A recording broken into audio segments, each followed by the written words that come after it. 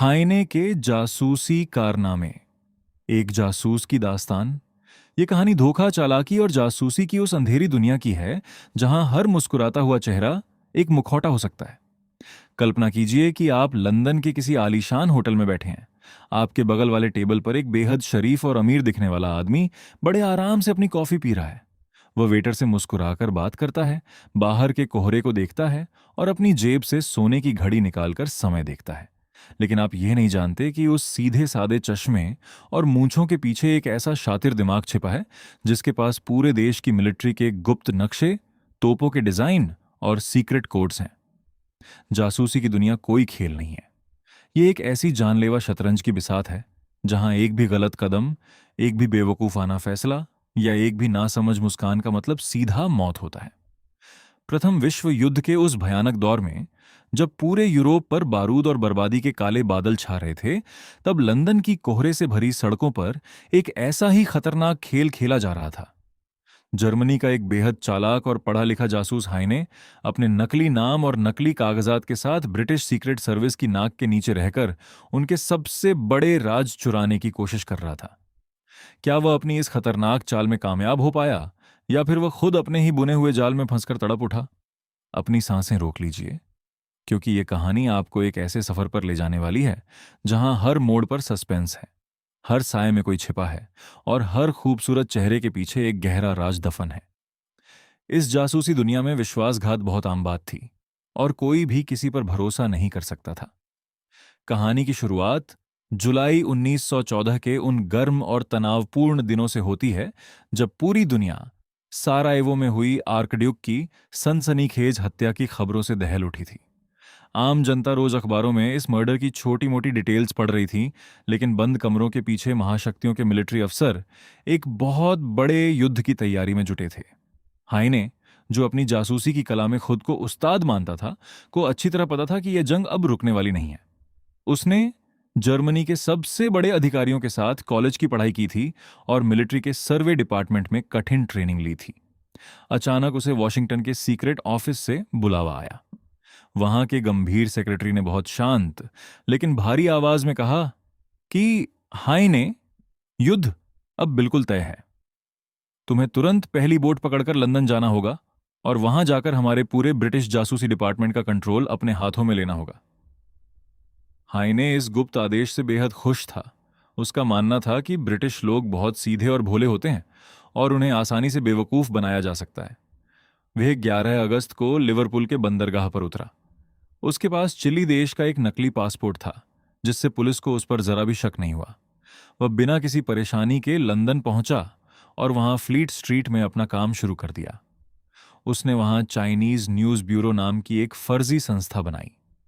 बाहर से देखने पर यह न्यूज कलेक्ट करके चीन के अखबारों को भेजने का काम करती थी, लेकिन असल में वह जर्मन जासूसी का मुख्य अड्डा था। जैसे ही जर्मनी के सम्राट ने युद्ध का बटन दबाया, दुनिया भर में फैले जर्मन जासूस एक्टिव हो गए। हाइने ने लंदन के एक कोने में अपने खास जासूसों की मीटिंग बुलाई, जिनमें अलेक्जेंडर कूस, एमिल स्टीन और कार्ल बेसर शामिल थे। हाइने ने सबको पहचान का एक जादुई तरीका सिखाया। उसने कहा कि हर एजेंट अपनी जेब में निकारागुआ देश के 3 पुराने डाक टिकट रखेगा। जब भी किसी नए एजेंट से मिलना हो तो ये 3 डाक टिकट दिखाकर साबित किया जाएगा कि वह हमारा ही आदमी है। पुलिस तलाशी में इन पुराने टिकटों को साधारण हॉबी मानकर छोड़ देगी और किसी को उन पर शक नहीं होगा। सभी जासूसों ने हाइने के इस अद्भुत दिमाग का लोहा माना और वे अपने अपने सीक्रेट मिशन पर निकल पड़े। लंदन की ठंडी और कोहरे से भरी सड़कों पर उन्होंने अपने जाल फैला दिए थे। अध्याय 1। अलेक्जेंडर और तोप इंजीनियर की बेटी एल्सी की कहानी। अलेक्जेंडर कूस हाइने का सबसे बेहतरीन और हैंडसम ऑफिसर था। वह दिखने में बिल्कुल एक अमीर ब्रिटिश जेंटलमैन की तरह लगता था और उसकी अंग्रेजी भी बहुत परफेक्ट थी। हाइने ने उसे वुलविच के सरकारी कारखाने की जासूसी करने के लिए भेजा, क्योंकि वहां ब्रिटिश सेना के नए और आधुनिक तोपों के नक्शे बन रहे थे। कुछ ही दिनों बाद कूस की मुलाकात ब्लैकहीथ की पहाड़ियों पर टहलते समय एल्सी नाम की एक बेहद खूबसूरत अंग्रेज लड़की से हुई। एल्सी के पैर में मोच आ गई थी और वह दर्द से कराह रही थी। कूस ने एक शरीफ इंसान की तरह तुरंत दौड़कर उसकी मदद की। कूस बहुत ही मीठा बोलने वाला और आकर्षक आदमी था। जल्द ही उसने एल्सी का भरोसा जीत लिया। बातों बातों में कूस को पता चला कि एल्सी वुलविच कारखाने के मुख्य तोप इंजीनियर की बेटी है। कूस को लगा कि उसकी किस्मत खुल गई है। उसने खुद को अमेरिका का एक बहुत बड़ा इन्वेंटर बताया जो तोपों के नए डिजाइन पर काम कर रहा है। धीरे धीरे कूस ने एल्सी को अपने झूठे प्रेम के जाल में फंसा लिया। उसने एल्सी से कहा कि वो उससे शादी करना चाहता है, लेकिन वह देखना चाहता है कि ब्रिटिश सरकार की तोपों की तकनीक कैसी है। एल्सी बहुत ही भोली और मासूम लग रही थी। उसने कूस से कहा कि वह अपने पिता के स्टडी रूम से तोपों के गुप्त नक्शे और ब्लूप्रिंट्स लाकर उसे दिखा सकती है। कूस ने उसे अपने साथ हॉलैंड भागने के लिए मना लिया और कहा कि जैसे ही वे नक्शे लेकर भागेंगे वे वहां शादी कर लेंगे। तय योजना के अनुसार वे दोनों लंदन के एक प्रसिद्ध कैफे रिशे में रात के भोजन पर मिलने वाले थे। हाइने भी सच्चाई देखने के लिए पास की टेबल पर आकर बैठ गया। कैफे में एल्सी अपने हाथ में एक भूरे रंग का चमड़े का बैग लिए आई। वह थोड़ी घबराई हुई लग रही थी। कूस ने मुस्कुराते हुए उससे पूछा कि क्या वह नक्शे लेकर आई है। एल्सी ने कहा कि हां, सारे नक्शे इस बैग में सुरक्षित हैं। लेकिन जब भोजन खत्म होने वाला था, एल्सी ने अपना रुमाल निकालने के बहाने होटल के वेटर से अपना बैग मंगवाया। अचानक एल्सी के चेहरे के भाव पूरी तरह बदल गए। उसने बैग से नक्शे नहीं बल्कि एक स्वचालित पिस्तौल निकाली और उसे सीधे कूस के सीने पर तान दिया। कूस के चेहरे का रंग उड़ गया। उसने घबराकर अपनी अंग्रेजी में बात बदलने की कोशिश की, लेकिन एल्सी ने कड़े शब्दों में कहा कि अपने दोनों हाथ टेबल पर सीधे रख दो, अलेक्जेंडर। तभी होटल के कर्मचारियों के भेष में खड़े दो ब्रिटिश पुलिस अफसर आगे बढ़े और उन्होंने कूस के हाथों में हथकड़ी पहना दी। एल्सी कोई मासूम लड़की नहीं थी, बल्कि वह ब्रिटिश खुफिया विभाग की एक बहुत ही चालाक अधिकारी थी। वह शुरू से ही कूस की असलियत जानती थी और उसे रंगे हाथों पकड़ने के लिए यह नाटक कर रही थी। हाइने ने अपनी आंखों के सामने अपने सबसे काबिल साथी को गिरफ्तार होते देखा। वह डर के मारे तुरंत वहां से भाग निकला। कुछ दिनों बाद खबर आई कि कूस को जासूसी के अपराध में लंदन के टावर में गोली मार दी गई थी। इस तरह कूस के अति आत्मविश्वास की वजह से उसकी जान चली गई और हाइने को अपनी जान बचाने के लिए लंदन छोड़ना पड़ा। कूस की मौत की खबर ने हाइने को अंदर तक हिला दिया था और वह समझ गया था कि ब्रिटिश सीक्रेट सर्विस बहुत खतरनाक दुश्मन है। लंदन की उस कोहरे से भरी शाम में जब अलेक्जेंडर कूस कैफे रिशे की पीली रोशनी में एल्सी के बगल में बैठा था, तो उसके दिल की धड़कनें बहुत तेज थीं। वह समझ रहा था कि उसकी जीत बहुत नजदीक है। उसने सोचा था कि वे वुलविच के शस्त्रागार के सबसे महत्वपूर्ण नक्शे लेकर कल ही हॉलैंड भाग जाएगा। कूस का अहंकार इस कदर बढ़ चुका था कि वह एल्सी के हर हाव भाव पर पैनी नजर रखना भूल गया था। वह उसकी मीठी बातों और उसकी सुंदर मुस्कान के पीछे छिपे हुए दर्द और गंभीरता को पहचान नहीं पाया। जब कूस ने कैफे के कांच से बाहर देखा, तो उसे दूर एक पुलिस वाला खड़ा दिखाई दिया। उसने हल्के से मुस्कुराकर कूस को आश्वस्त किया कि सब ठीक है, लेकिन वही मुस्कान कूस के लिए एक काल बन गई। जब हथकड़ी ठंडी छुअन ने उसके हाथों को जकड़ लिया, तब जाकर कूस को अपनी सबसे बड़ी भूल का एहसास हुआ। उसे लगा कि उसने जिस देश को भोला और सीधा समझा था, उसकी खुफिया एजेंसी कितनी शांत और क्रूर थी। वह रोना चाहता था, लेकिन उसके गले से आवाज नहीं निकली। हाइने ने जब यह सब कुछ दूर खड़े होकर देखा, तो उसके चेहरे पर हवाइयां उड़ने लगीं। वह जानता था कि अगर उसने एक पल भी और गंवाया, तो पुलिस उसे भी दबोच लेगी। हाइने के रोंगटे खड़े हो गए थे और उसने चुपके से होटल के पीछे के रास्ते से भाग निकलने में ही भलाई समझी। वह रात कूस की जिंदगी की आखिरी रात थी और उसकी मौत ने हाइने को यह सिखाया कि जासूसी के खेल में किसी भी चेहरे पर भरोसा करना मौत को दावत देना है। अध्याय 2। स्कॉटलैंड की पहाड़ियों का रहस्य और वॉन काहन की गिरफ्तारी। कूस की गिरफ्तारी के बाद हाइने बहुत डर गया था। उसे लगा कि लंदन अब उसके लिए सुरक्षित नहीं है। वह तुरंत ट्रेन पकड़कर स्कॉटलैंड के शहर डंडी भाग गया। डंडी एक बहुत ही शांत और धुंधला शहर था, जहां चारों तरफ कोहरा छाया रहता था। हाइने ने वहां भी अपने नेटवर्क को मजबूत करने की कोशिश की। वहां उसका एक एजेंट शिमिट नाम का नाई था। शिमिट ने हाइने को एक बहुत बड़ी खबर दी। उसने बताया कि एक ब्रिटिश एडमिरल उसके सैलून में बाल कटवाने आया था और उसने बातों बातों में बताया कि ब्रिटिश नेवी ने जर्मनी के द्वीप हेलिगोलैंड के नीचे गुप्त सुरंगें बना दी हैं और वे वहां बहुत बड़ा विस्फोट करने वाले हैं। हाइने ने तुरंत इस खबर को कोड वर्ड में बदलकर जर्मनी भेज दिया। बाद में पता चला कि वह खबर पूरी तरह फर्जी थी और एडमिरल ने नाई को बेवकूफ बनाने के लिए वह झूठी कहानी सुनाई थी। लेकिन हाइने का स्कॉटलैंड आने का असली मकसद कुछ और था। स्कॉटलैंड की खूबसूरत पहाड़ियों के बीच ग्लेन मैकिंटायर नाम की एक जगह थी, जहां मिस्टर ब्राउन नाम का एक रहस्यमयी आदमी रहता था। वह अपनी कोठी के बाहर हमेशा ऑस्ट्रेलिया का झंडा लहराता था। हाइने को शक था कि मिस्टर ब्राउन जर्मनी की हायर सर्विस का कोई बहुत बड़ा अधिकारी है, जो वहां छिपकर ब्रिटिश सेना की जासूसी कर रहा है। हाइने अपने साथी जासूस वॉन काहन के साथ मिस्टर ब्राउन से मिलने उसकी पहाड़ी कोठी पर पहुंचा। वॉन काहन पहाड़ी पर चढ़ा और उसने मिस्टर ब्राउन से मुलाकात की। मिस्टर ब्राउन बहुत ही पढ़े लिखे और शांत स्वभाव के व्यक्ति थे और वे बहुत अच्छी जर्मन भाषा बोल रहे थे। वॉन काहन को पूरा यकीन हो गया कि वह हमारे ही देश का जासूस है। उस रात हाइने और वॉन काहन दोबारा पहाड़ी पर चढ़े। कोठी के पास पहुंचते ही उन्हें हवा में वायरलेस की टिक टिक सुनाई दी। हाइने ने कहा कि देखो, वह रात के समय जर्मनी को सीक्रेट मैसेज भेज रहा है। लेकिन जैसे ही वे आगे बढ़े, हाइने का पैर जमीन पर बिछे एक पतले तार से टकरा गया। तार टूटते ही कोठी की लाइट बंद हो गई और वायरलेस की आवाज भी रुक गई। हाइने ने वॉन काहन को आगे भेजा और खुद झाड़ियों में छिप गया। वॉन काहन कोठी के अंदर गया। हाइने ने खिड़की से झांककर देखा कि मिस्टर ब्राउन और वॉन काहन हंस रहे थे और वाइन पी रहे थे। अचानक कोठी की बत्तियां बुझ गईं। अंदर से वॉन काहन के चिल्लाने की आवाज आई, फिर एक भारी गिरावट की आवाज और एक गहरी कराह सुनाई दी। हाइने समझ गया कि कुछ बहुत गलत हो गया है। उसने अपनी पिस्तौल निकाली, लेकिन अपनी जान बचाने के लिए वह तुरंत पहाड़ी से नीचे भाग खड़ा हुआ। उसने देखा कि ब्रिटिश पुलिस की एक बहुत बड़ी टीम ने पूरी पहाड़ी को घेर रखा था। हाइने बहुत ही चालाकी से झाड़ियों और गंदे नालों में रेंगता हुआ पुलिस के घेरे से बाहर निकल आया। उसने अपनी मोटरसाइकिल उठाई और रात के अंधेरे में डंडी वापस भाग गया।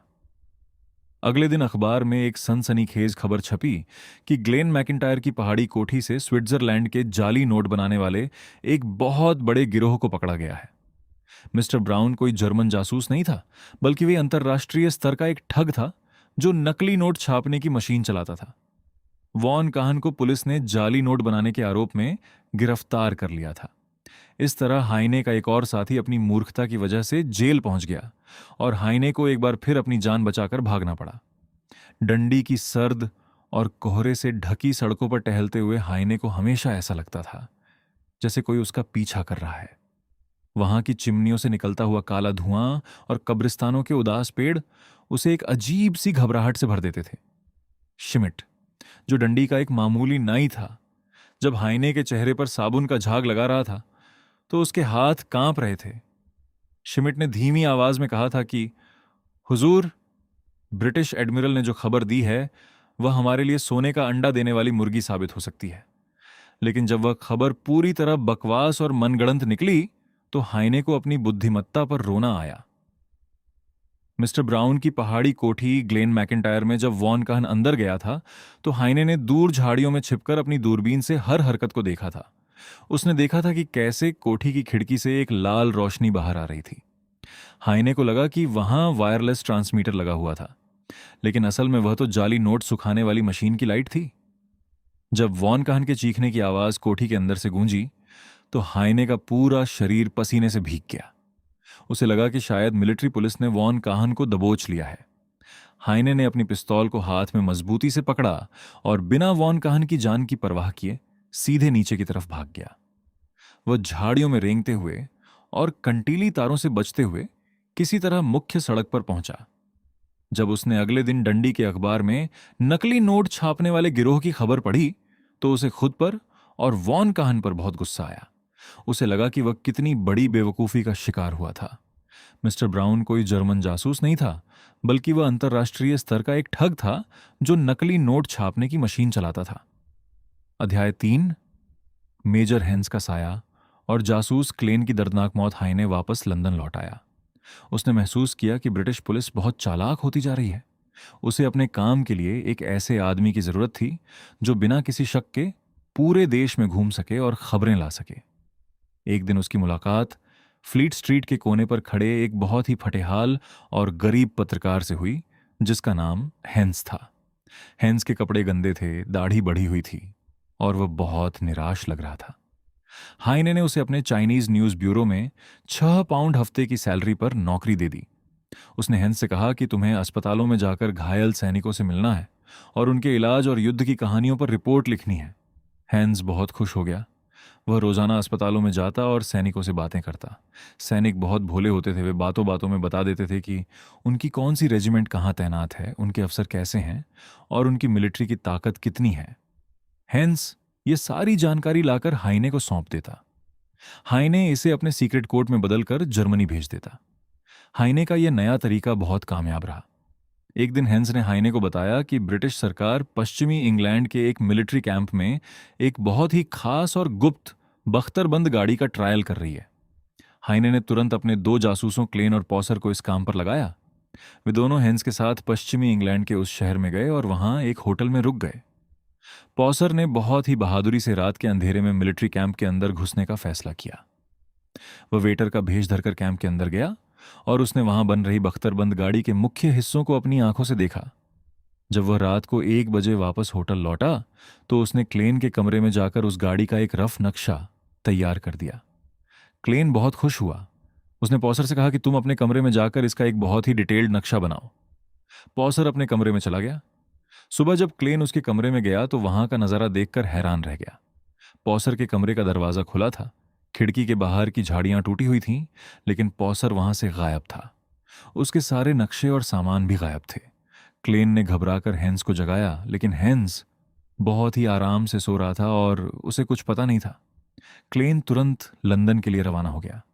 ट्रेन में सफर करते समय उसने हाइने को फोन करके पूरी घटना बताई, लेकिन जब ट्रेन लंदन के स्टेशन पर रुकी तो क्लेन अपनी सीट पर नहीं था। उसका शव रेलवे ट्रैक के किनारे एक खाई में मिला। उसके सीने में गोली लगी हुई थी और उसकी जेबें फटी हुई थीं।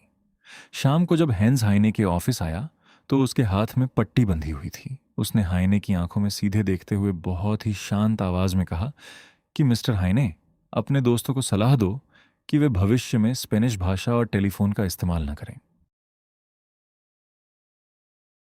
यह सुनकर हाइने के पैर कांपने लगे।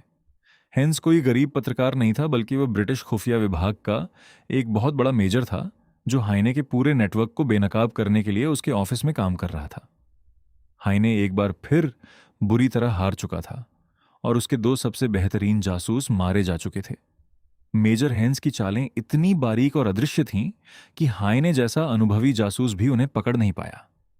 जब हेंस पहली बार फ्लीट स्ट्रीट के फटेहाल पत्रकार के रूप में हाइने के केबिन में आया था तो उसके फटे हुए जूते और गंदे कॉलर को देखकर हाइने को उस पर तरस आ गया था। हाइने ने उसे एक साधारण मोहरा समझा था, लेकिन वह मोहरा खुद शतरंज का वजीर निकला। हेंस रोजाना अस्पतालों में जाकर जो खबरें लाता था वे इतनी सटीक होती थीं कि जर्मनी के युद्ध कार्यालय में बैठे जनरलों को भी हैरानी होती थी। लेकिन वे ये नहीं जानते थे कि हेंस वही खबरें दे रहा था जो ब्रिटिश सेना खुद जर्मनी को दिखाना चाहती थी, ताकि वे उनके बिछाए हुए चक्रव्यूह में फंस जाएं। क्लेन और पॉसर जब बख्तरबंद गाड़ी का नक्शा चुराने पश्चिमी इंग्लैंड के मिलिट्री कैंप में गए तो वे अपनी मौत के वारंट पर दस्तखत कर चुके थे। पॉसर जब होटल के कमरे से खिड़की तोड़कर भागा तो उसे ब्रिटिश खुफिया पुलिस ने पहले ही घेर लिया था। क्लेन जब ट्रेन में भागा तो उसे अपनी जान बचाने का कोई मौका नहीं मिला। उसकी लाश रेलवे ट्रैक के किनारे मिली और उसका सारा सामान बिखरा हुआ था। जब हेंस ने हाइने के केबिन में खड़े होकर स्पेनिश भाषा और टेलीफोन का इस्तेमाल न करने की सलाह दी तो हाइने को ऐसा लगा जैसे किसी ने उसके सीने में बर्फ का पानी डाल दिया हो। उसकी पूरी रीढ़ की हड्डी में एक ठंडी सिहरन दौड़ गई। उसने समझ लिया था कि हेंस की भयानक नजरें अब 24 घंटे उस पर लगी रहेंगी और वह लंदन के इस पिंजरे से कभी आजाद नहीं हो पाएगा। अध्याय 4। लेथम प्रियोरी का गुप्त रास्ता और एलिस कॉन्फ्रेंस के दस्तावेज लंदन में अब हाइने के ऊपर शक के बादल बहुत गहरे हो चुके थे। मेजर हेंस की नजरें हर वक्त उस पर बनी रहती थीं। इसी बीच हाइने को जर्मनी से एक बहुत ही महत्वपूर्ण और सीक्रेट मैसेज मिला। मैसेज में लिखा था कि ब्रिटेन, फ्रांस और उनके साथी देशों के बड़े मिलिट्री अफसरों की एक बहुत गुप्त और ऐतिहासिक मीटिंग होने वाली है। यह मीटिंग लंदन के पास बकिंघम शायर में स्थित लेथम प्रियोरी नाम की एक बहुत पुरानी कोठी में होगी।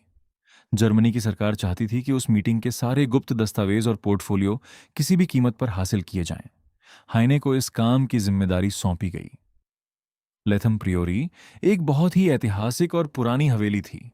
हाइने को पता चला कि इस हवेली के नीचे एक बहुत पुरानी और गुप्त सुरंग बनी हुई है, जो हवेली के मुख्य बैंक्वेट हॉल के फर्श के नीचे खुलती है। हाइने ने अपने साथ दो वफादार और खतरनाक साथियों को लिया, जिनमें हरमन श्वार्ट्ज नाम का एक कुशल पत्थर काटने वाला कारीगर शामिल था। रात के करीब 3 बजे, जब पूरी हवेली गहरी नींद में सो रही थी, हाइने और उसके साथी उस काली मटमैली सुरंग के रास्ते हवेली के फर्श के नीचे पहुंचे। हरमन ने बहुत ही सावधानी से फर्श के एक बड़े पत्थर को खिसकाया और वे तीनों बैंक्वेट हॉल के अंदर दाखिल हो गए। हॉल में बहुत ही हल्की पीली रोशनी जल रही थी और चारों तरफ अजीब सा सन्नाटा था। हाइने ने बहुत ही शांत कदमों से चलते हुए हवेली के स्टडी रूम का दरवाजा ढूंढा। दरवाजे पर एक बहुत ही आधुनिक ताला लगा हुआ था, लेकिन हाइने के साथी ने उसे कुछ ही मिनटों में खोल दिया। कमरे के अंदर जाते ही हाइने को वाइन और सिगार की महक आई। मेज पर कुछ कागजात बिखरे पड़े थे। कमरे के कोने में एक बहुत बड़ी और भारी लोहे की तिजोरी रखी हुई थी। हाइने के साथी ने अपनी जादुई चाबियों से तिजोरी के भारी दरवाजे को खोल दिया। तिजोरी के खुलते ही हाइने की आंखें फटी की फटी रह गईं। तिजोरी के अंदर अलग अलग देशों के शाही निशान वाले छह बड़े और भारी पोर्टफोलियो रखे हुए थे। इनमें रूस, फ्रांस और इटली के सबसे गुप्त मिलिट्री प्लान थे। हाइने ने तुरंत उन सारे पोर्टफोलियो को निकाला और अपने बैग में भर लिया। वे वापस बैंक्वेट हॉल की तरफ भागे, लेकिन तभी उन्हें बाहर पुलिस की सीटी सुनाई दी। हवेली के बाहर पुलिस का पहरा बहुत सख्त था। हाइने और उसके साथी सुरंग के रास्ते वापस नहीं जा सकते थे, क्योंकि वह रास्ता बहुत संकरा था। वे किचन की तरफ गए और वहां की एक बड़ी खिड़की को तोड़कर बाहर कूद गए। रात का कोहरा बहुत घना था, जिसका फायदा उठाकर वे पुलिस की नजरों से बचकर बाहर निकल आए। हाइने को पता था कि इन दस्तावेजों को अपने पास रखना मौत को दावत देना है। उसने हवेली के पास ही एक सुनसान और खाली पड़ी कोठी फेयरलॉन को ढूंढा। वह खाली कोठी थी, जिसके बाहर किराए के लिए खाली है का बोर्ड लगा था।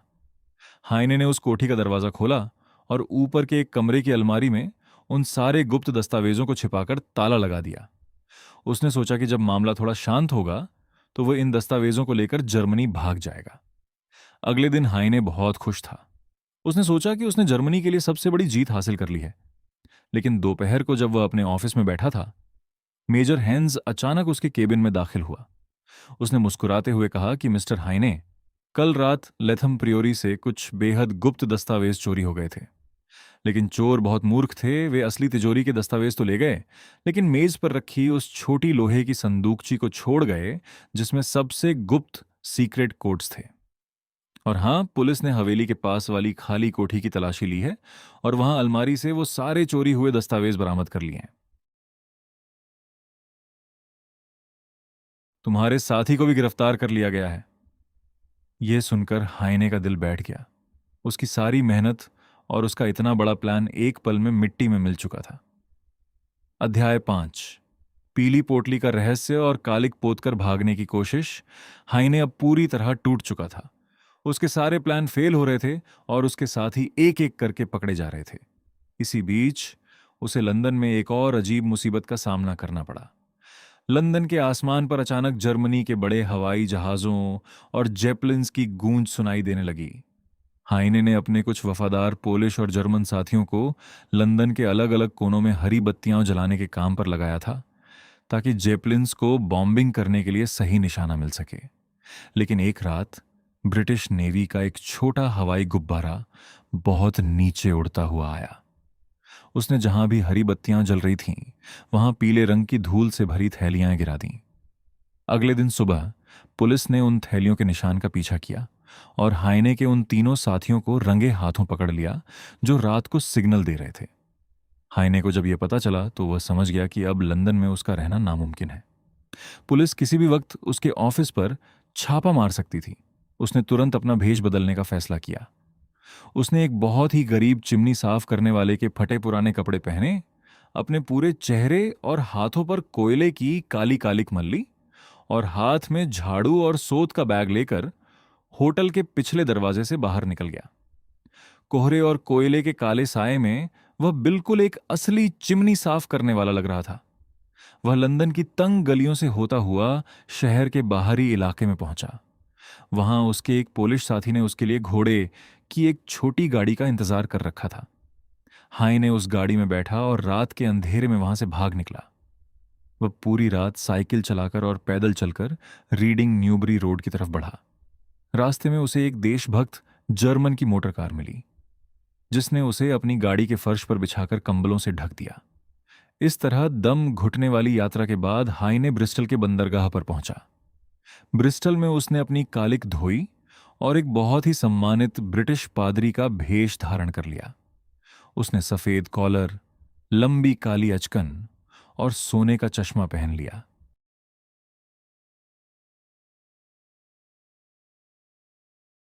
उसके हाथ में एक धार्मिक किताब थी और वह बहुत ही भला आदमी लग रहा था।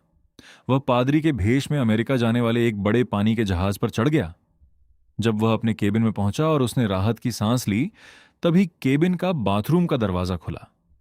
अंदर से मेजर हेन्स बाहर निकला, जिसके हाथ में एक सिगार था।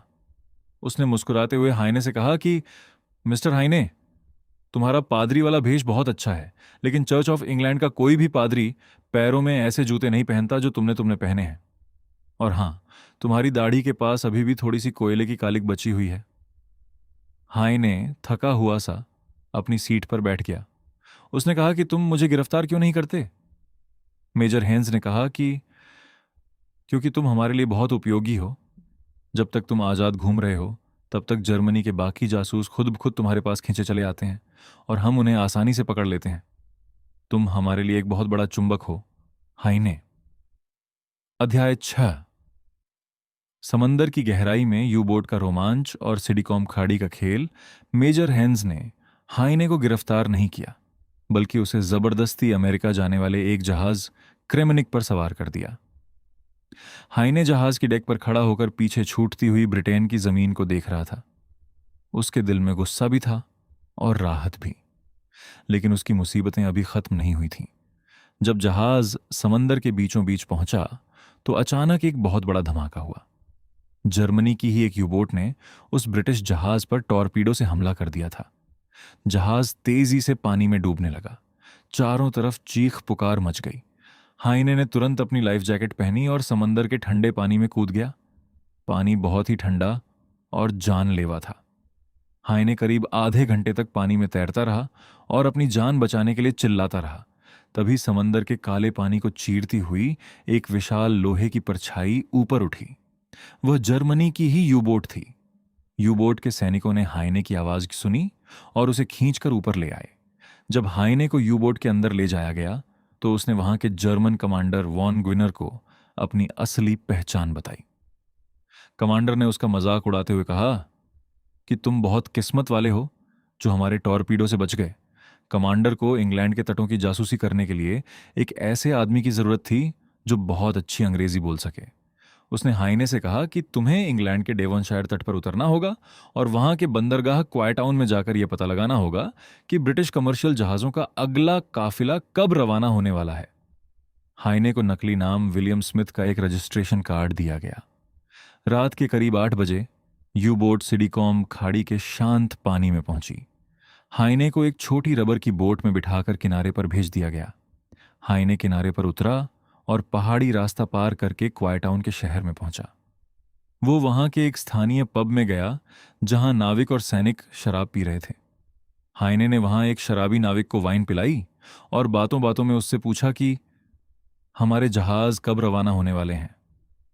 शराबी नाविक ने बताया कि बंदरगाह में 6 बड़े जहाज खड़े हैं और वे कल दोपहर ठीक 3 बजे रवाना होंगे।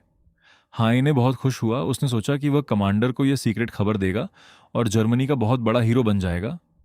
लेकिन तभी नाविक ने एक और भयानक बात बताई। उसने कहा कि ब्रिटिश नौसेना को पता चल गया है कि सिडिकॉम खाड़ी में जर्मनी की एक यूबोट छिपी हुई है। हमारी पूरी नेवी ने उस खाड़ी को चारों तरफ से लोहे के जालों और बारूदी सुरंगों से घेर लिया है। आज रात को ही वे उस यू बोट को उड़ाने वाले हैं। ये सुनते ही हाइने के चेहरे का रंग उड़ गया। उसने सोचा कि अगर वह वापस खाड़ी की तरफ गया तो वह भी उस यू बोट के साथ समंदर की गहराई में दफन हो जाएगा। उसने तुरंत अपना इरादा बदल दिया। उसने नाविक से पूछा कि भाई, यहां पास में कोई अच्छा होटल है जहां मैं रात बिता सकूं?" हाइने ने अपनी जान बचाना ही सबसे सही समझा और वह चुपके से एक होटल के कमरे में जाकर सो गया। अध्याय 7, जाली नोटों का जाल और मेजर हेंस का आखिरी बचाव। अगले दिन सुबह हाइने जब उठा तो उसे पता चला कि सिडिकॉम खाड़ी में जर्मनी की वह यू बोट पूरी तरह तबाह हो चुकी थी। हाइने एक बार फिर अकेला और बेसहारा था। उसने लंदन जाने वाली ट्रेन पकड़ी। उसे पैसों की बहुत जरूरत थी। उसने अखबार में एक गुप्त विज्ञापन दिया जिसका मतलब था कि मुझे तुरंत पैसों की जरूरत है। 2 दिनों बाद उसे अलमारी से 4 बड़े बैंक नोट मिले जो जर्मनी के सीक्रेट ऑफिस ने भेजे थे। हाइने बहुत खुश हुआ, लेकिन उसे यह नहीं पता था कि उन नोटों के पीछे एक बहुत बड़ा और भयानक सच छिपा था। इसी बीच हाइने की मुलाकात जर्मनी के सबसे बड़े खुफिया अधिकारी कैप्टन बैरन वॉन हैचफील्ड से हुई। हैचफील्ड बहुत ही क्रूर और सख्त मिजाज का आदमी था। उसने हाइने से कहा कि तुमने जर्मनी के सारे मिशन फेल कर दिए हैं, लेकिन हम तुम्हें एक आखिरी मौका दे रहे हैं। हमारे पास जर्मनी के बने हुए जाली ब्रिटिश नोटों का एक बहुत बड़ा बैग है। तुम्हें इन जाली नोटों को पूरे इंग्लैंड में फैलाना है ताकि ब्रिटिश इकोनॉमी पूरी तरह तबाह हो जाए। हाइने ने वो बैग लिया और वह स्कॉटलैंड की तरफ निकल पड़ा। लेकिन जाली नोटों को चलाना बहुत मुश्किल काम था। जब भी वह बड़े नोट दिखाता, दुकानदार शक करने लगते। एक हफ्ते में वह सिर्फ कुछ ही पाउंड खर्च कर पाया। वह वापस लंदन आ गया। तभी हैजफील्ड ने उसे एक बहुत ही गुप्त मीटिंग के लिए बुलाया। मीटिंग सोहो के एक अंधेरे और पुराने तहखाने में हो रही थी।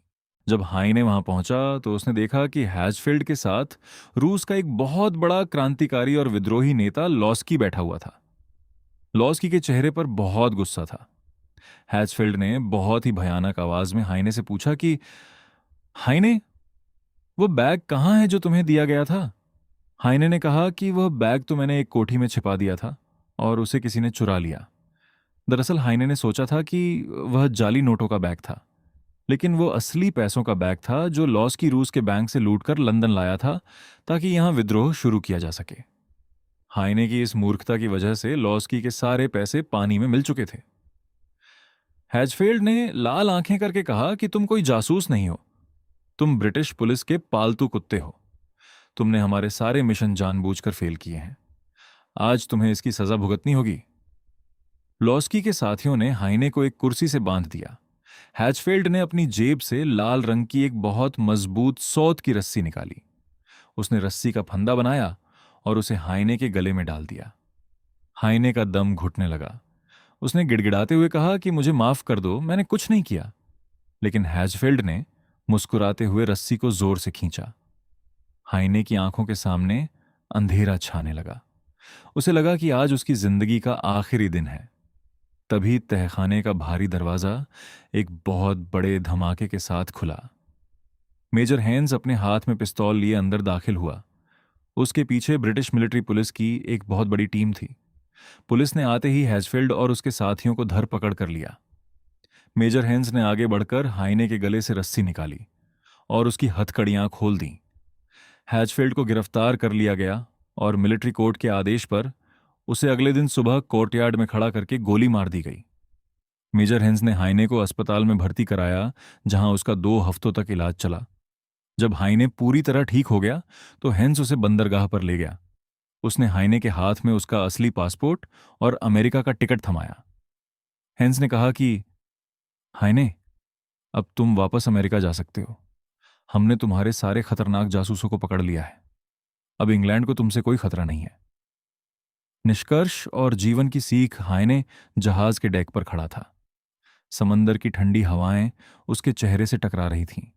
उसने पीछे छूटते हुए लंदन के धुंधले आसमान को देखा। उसके दिल में एक अजीब सी शांति थी। इस पूरे सफर ने उसे जिंदगी का एक बहुत बड़ा और अनमोल सबक सिखाया था। उसने सीखा कि अहंकार और अति आत्मविश्वास इंसान के सबसे बड़े दुश्मन होते हैं। जब इंसान खुद को दूसरों से बहुत ज्यादा चालाक समझने लगता है तो वह अपने सामने खड़े सबसे बड़े खतरे को भी नहीं देख पाता। युद्ध और जासूसी की इस दुनिया ने उसे दिखाया कि नफरत और धोखे की बुनियाद पर कभी भी जीत की इमारत नहीं खड़ी की जा सकती।